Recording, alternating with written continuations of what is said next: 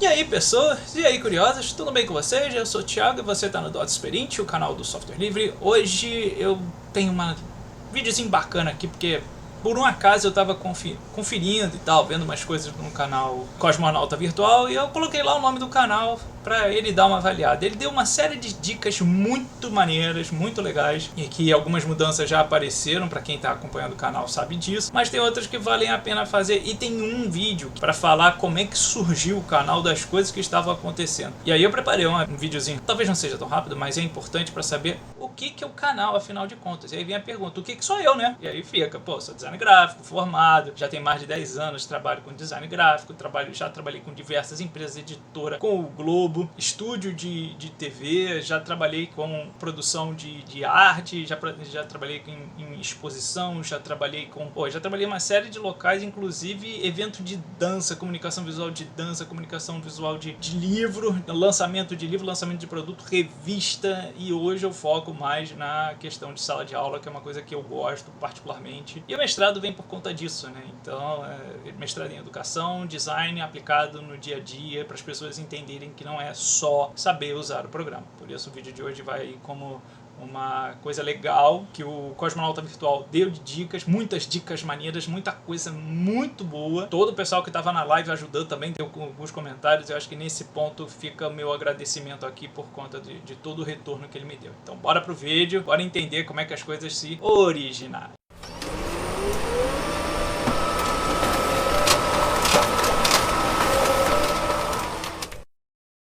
A ideia do vídeo é a seguinte, mostrar como é que surgiram essas coisas e quais são os detalhes técnicos que tem nesse vídeo, tem no design, tem numa parte específica do design que é design de impressão. Então, tá aqui. A primeira coisa é a noção de cor básica, né? Como é que as cores funcionam, como é que o nosso olho percebe as ondas de luz. E aí, sabendo que as ondas de luz é uma parte das ondas eletromagnéticas, são ondas que a gente enxerga que ficam abaixo do infravermelho e acima do ultravioleta. Esse espectro visível é conhecido como arco-íris, e é por isso que ele está aqui no início do vídeo, para entender o que a gente enxerga, como é que a gente enxerga, como é que a decomposição de cores acontece, onde elas se encontram no espectro das ondas eletromagnéticas. Existem no mundo dois tipos de cores, a CMYK e a RGB, e isso a gente vai chegar lá mais à frente. A logo do canal vem de dois princípios simples, o nome e as cores. As cores partem do princípio da impressão, que são as cores CMYK, cian, magenta, amarelo e preto em inglês. O que existe entre uma cor e outra, ou a variação entre claro, escuro, preto e branco, é gradiente, matiz e a cor. É o gradiente. O gradiente em si é retícula para o pessoal da impressão, para as gráficas que vão trabalhar com diversos tipos de equipamentos que vão fazer o material impresso. Para entender o que é a retícula, eu tenho uma quantidade de pontos por polegada. E essa quantidade de pontos varia em percentual. Como está mostrando na imagem, de 10% tem mais a cor de fundo do que a cor que eu quero. Quanto maior a quantidade de cor que eu quero, mais escura ela fica, mais tendenciosa ela fica nessa cor que eu estou selecionando. O CMYK nada mais é do que as 4 cores básicas da impressão, que é o princípio do canal, das cores do canal. Lembrando que também existem dois tipos de cores, as primárias e as secundárias. No sistema CMYK, as primárias são essas aqui. Pontilismo, que isso é interessante saber. Toda impressora de casa trabalha com pigmento. São pequenos pontinhos de cores que formam a imagem no papel, depois de imprimir pela impressora. Só que isso é uma técnica que vem do século XIX, lá da França, pelo movimento impressionismo. São duas imagens aqui da década de 60, que era da pop art, e isso aconteceu nos Estados Unidos, mas o impressionismo, com a técnica do pontilhismo, vem da França no século XIX. Existia uma série de movimentos ali que estavam querendo mostrar várias coisas diferentes para o público. E uma das técnicas que eles desenvolveram foi justamente a sobreposição de cores com a técnica do pontilhismo. Para entender bem, praticamente o pontilhismo faz o processo de transição entre as cores de uma cor para uma outra. A vantagem do pontilhismo é a diversidade de coisas que ela pode fazer. E existe um detalhe, o desenho pode ter uma massa de cor, mas ele não tem linha. Eu posso fazer linhas a partir do pontilhismo, sim, mas não é o caso da técnica original, do movimento original. Também tem outras situações bem interessantes do pontilhismo que levou a estudos a diversas novas fronteiras, tanto da psicologia psicologia, quanto das artes, quanto do design, que justamente vieram a se tornar desenvolvimento tecnológicos. A teoria das cores passa pelo processo de impressão e a colorimetria também passa por essa questão de iluminação e cores. E ainda existe um outro trabalho que é a influência das cores no psicológico das pessoas, que é derivação da Gestalt. E a Gestalt é uma teoria alemã. A diferença das cores do CMYK e do RGB precisa ficar muito clara desde o início. A cor que aparece no nosso monitor, qualquer monitor, seja monitor novo ou antigo,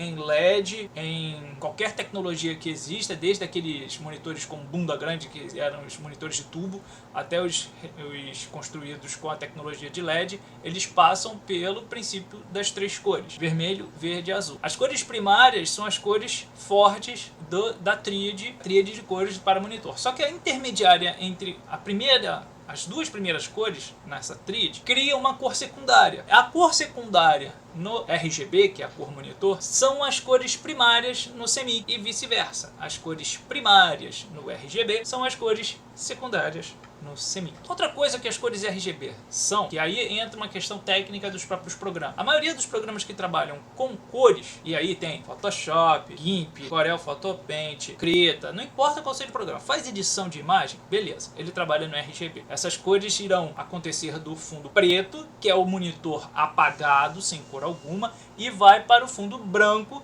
que é a cor pura. Para chegar na cor pura, eu tenho os canais de cor, que são o RGB em si. Todo arquivo RGB tem um peso, e quando eu converto essas cores para o CMYK, ele fica bem mais pesado. Os arquivos RGB também são bem mais leves, bem mais fáceis de manipular e de armazenar do que o CMYK. Fora que nem todos os exibidores de imagens nos computadores irão conseguir exibir as imagens em CMYK. É bem possível que consigam, mas vão ter alguma dificuldade. Quando eu coloco no RGB, a coisa funciona e vai embora. Princípio básico dos monitores. No segundo caso, CMYK vem das palavras cian, magenta, yellow e black. Yellow amarelo e black preto, mas o K que aparece no CMYK é do K de black, e isso muitas vezes as pessoas não entendem. Existe uma outra coisinha chamada escala Europa. A escala Europa ela é composta do cian, magenta e do amarelo sem o preto. Eu não lembro quando foi, isso tem pela internet, é só procurar.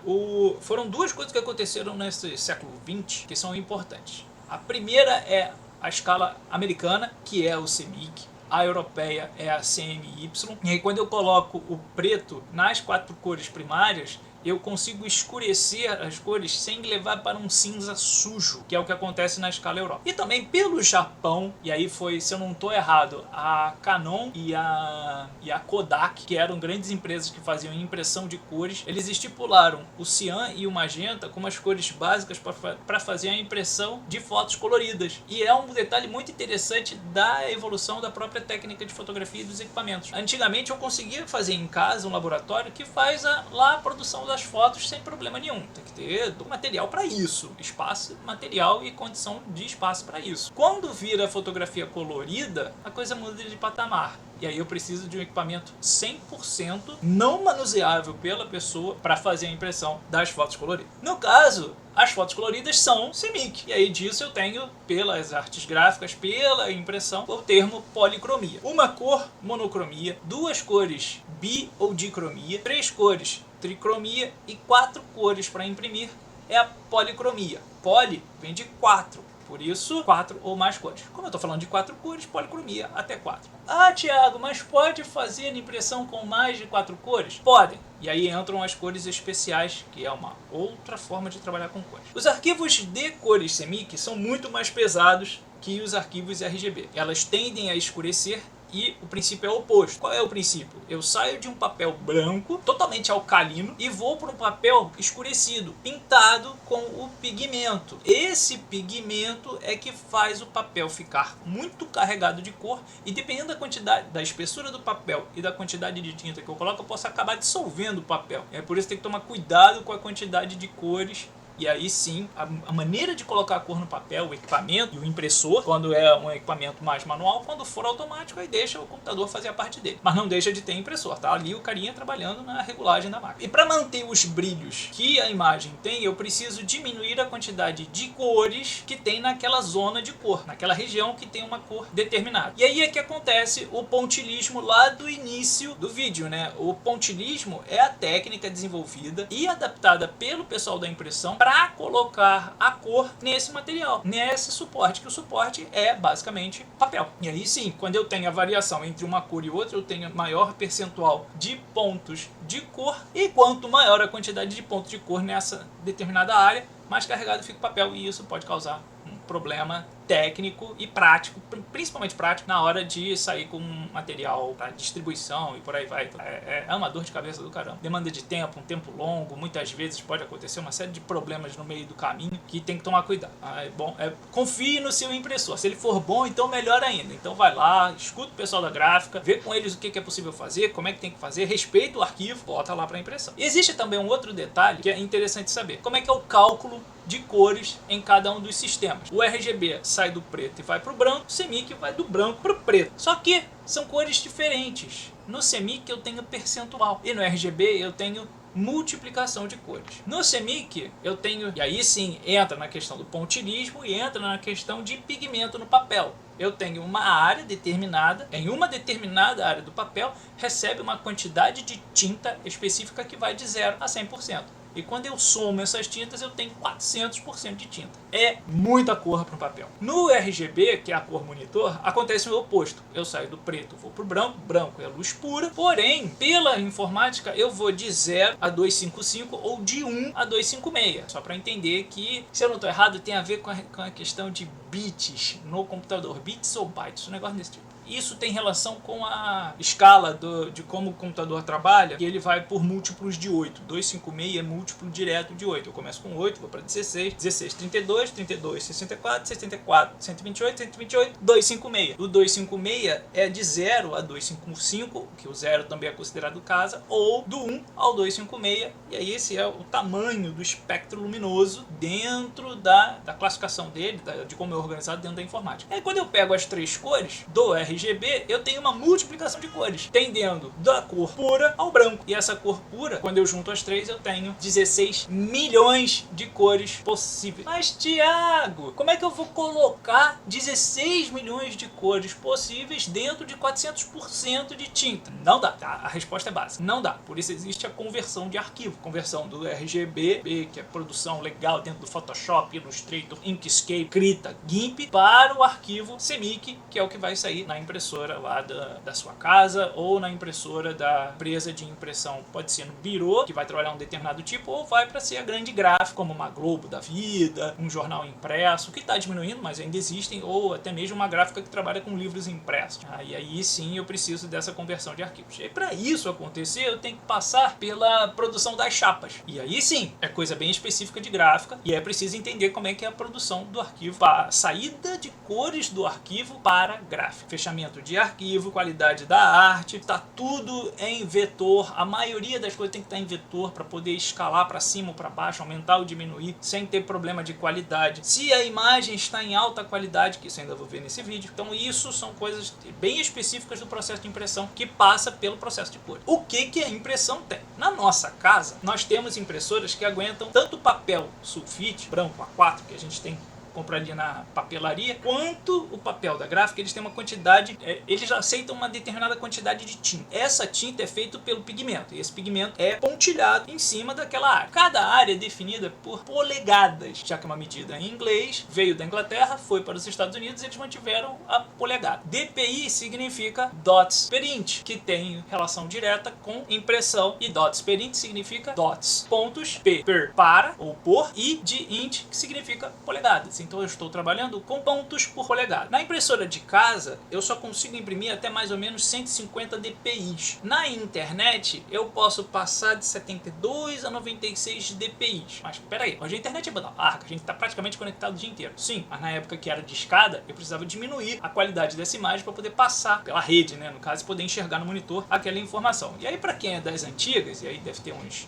eu colocar assim 38, 36 anos para cima, eu vou ter uma galera aí que viu de internet de escada. E essa internet de escada, opa, passava imagem, passava informação, mas era muito lento. E aí ficava na horizontal, né? Cada pontinho que carregava pela internet da imagem, a gente vinha as linhas de resolução da imagem sendo passadas aos pouquinhos. Agora não, agora é tudo rápido. Pô, tem conexão para 4K de imagem. Nossa, o que é 4K de imagem? É muito grande. E aí, para uma conexão de escada, 4K vai demorar um ano e não vai passar nem 10%. E aí sim, a impressora de casa imprime recomendavelmente de 72, que é baixa qualidade, até 150 dpi. 72 e 96 é a qualidade que se passava na internet de escada. 120 a 150 é a qualidade da nossa impressora, que é um limite técnico aí que você pode colocar no papel que você usa para imprimir as coisas. Então, quando for trabalhar alguma imagem e quer imprimir algum material em casa, tente colocar aí entre 120 e 150, dependendo do papel chegar a 200, mas não recomendo. Tá? Fica aí entre 120 e 150 dpi, que facilita a imagem, não perde qualidade e o olho também não vê. Isso, a não ser que aproxime muito e é muito específico, não faz diferença. E acima de 150, 200, 300 dpi é para gráfica de alta rotatividade, gráfica de jornal, gráfica de livro, gráfica de revista, nem é tanto jornal e revista tipo Veja, mas são aquelas revistas mensais de arte, livro de arte é recomendado 300 até mesmo 600 dpi na qualidade da imagem, é muito grande, é muito bizarra essa qualidade. Então só para entender como é que essa coisa funciona. Então tá aí, Dots Perint, pontos por polegada e TV, justamente porque é um canal de informação, um canal de comunicação, é um canal comunicação. TV tem a ver com informar,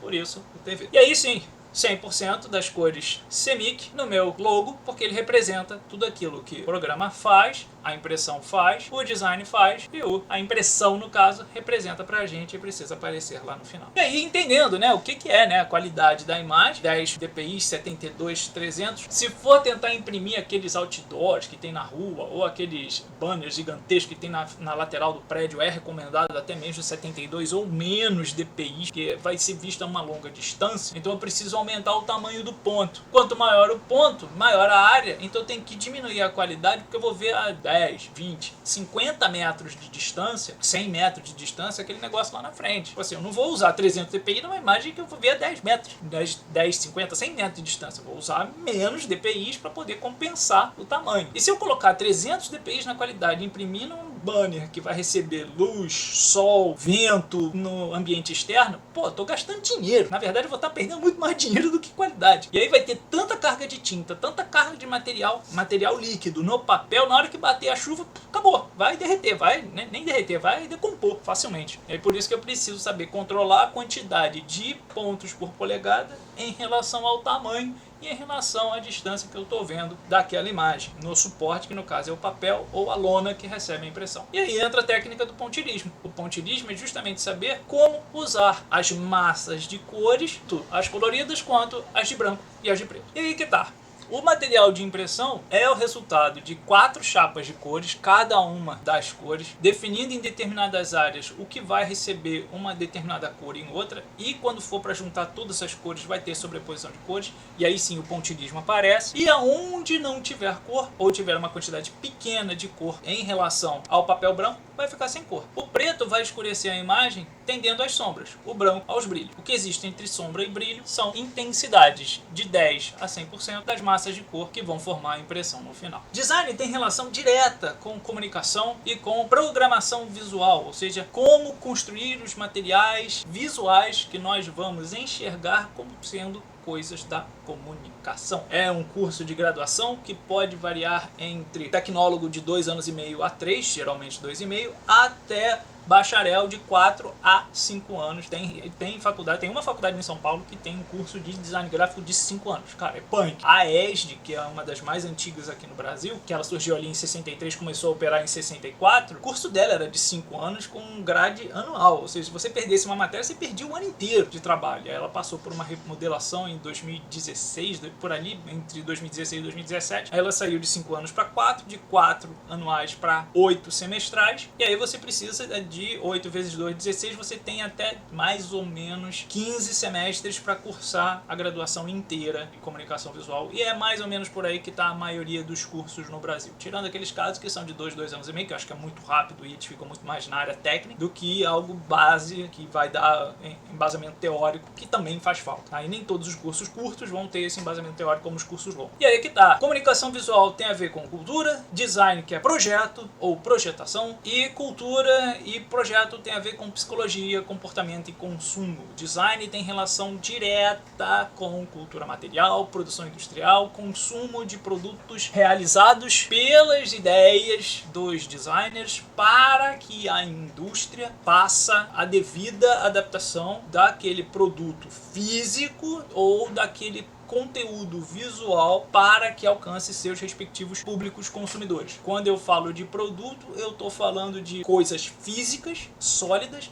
e quando eu falo de comunicação visual, eu estou falando de artes visuais, eu estou falando de TV, comunicação, sistema de comunicação, de sinalização no país inteiro, tipo sinalização de trânsito, quais são as placas importantes, menos importantes, as que tem que ter destaque, as que não precisa estar ali, mas não tem que ter tanto destaque. Então é sistema de comunicação. E aí entra o que é branding, o que é design, gestão de marca, comunicação e marketing, divulgação, informação, e identidade visual e projetos gráficos são gestão de projetos para mídias específicas. O canal foca necessariamente em comportamento da população, das pessoas interessadas no design, para chegar a fazer um melhor projeto gráfico. E aí sim, passa por toda uma teoria e questão de programas. Então não pense que, nossa, eu vou ter que usar Adobe para fazer isso. Nunca! Esquece isso. Designer bom não depende de programa, depende de informação. O programa é apenas uma ferramenta para executar determinados trabalhos que a mão ficaria muito lento, muito caro e que hoje ninguém vai fazer porque tem programa para isso. E o programa não precisa ser obrigatoriamente caro, excludente, específico de algumas plataformas que nem todo mundo tem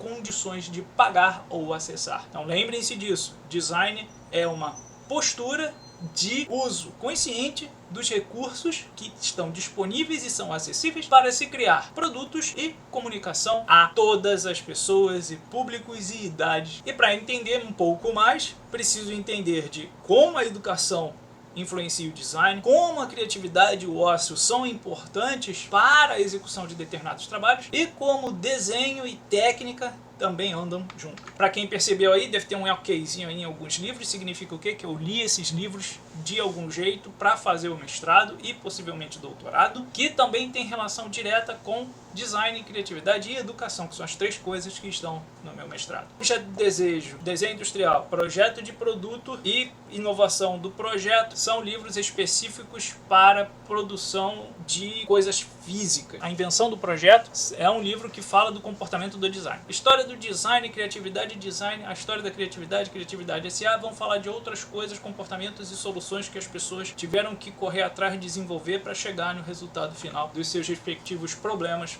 Design Thinking ficou muito famoso ali nos anos 2010, que o pessoal da IDEO, se eu não estou errado, falou, nossa, esse é o futuro, que não sei o que e tá. Beleza, realmente, mas ter o pensamento do design dentro de você é mais importante do que entender as metodologias de Design Thinking. Então tenha sempre em mente que o Design Thinking, dependendo do livro, vai falar de uma metodologia e dependendo do livro vai falar de comportamento. Looking Closer 5 também fala de comportamentos e situações específicas do design. Design para o mundo complexo e design retrô falam de informações específicas do design. O design retrô ele é um pouco mais prático no sentido de execução. Como se cria são ferramentas criativas, são coisas que podem ser feitas para aumentar e explorar melhor a criatividade das pessoas, dos designers e não só dos designers, tá? Vale para várias outras carreiras também. A produção gráfica, no caso, design gráfico, design editorial, produção de material impresso, então isso é importante para quem gosta. Aí entra, sim, design como produção gráfica, design como execução de projetos gráficos para criar sistemas de sinalização e comunicação e um pouco de filosofia para entender como é que a sociedade e os grandes pensadores da sociedade falam sobre o que é tecnologia. Especificamente para os programas gratuitos, existem alguns livros que parte desses livros já estão aparecendo em vídeos específicos do canal e espero que responda a maioria das perguntas. Muito obrigado a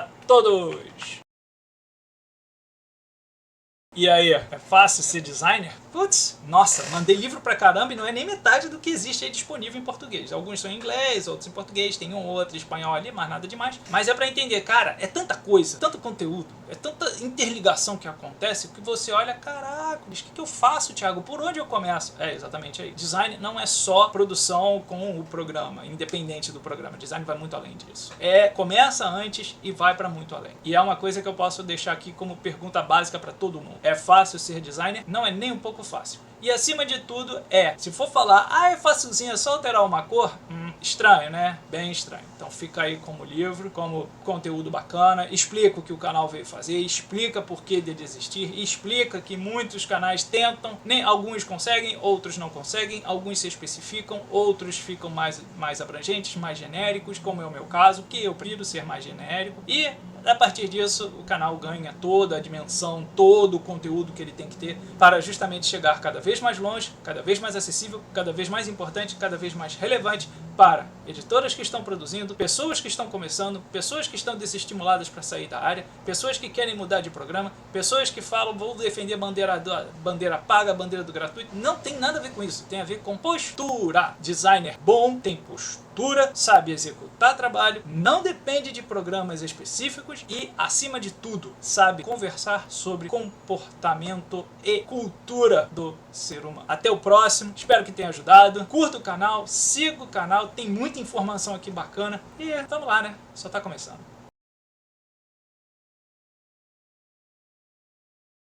E cachorrada, faz um tempão que eu tô aqui gravando, preparando a apresentação e a cachorrada não late. Quando eu tô trabalhando, ela vai e solta a voz. É muito revoltante isso. Ai, caramba. Bom, vamos lá. A diferença de cores.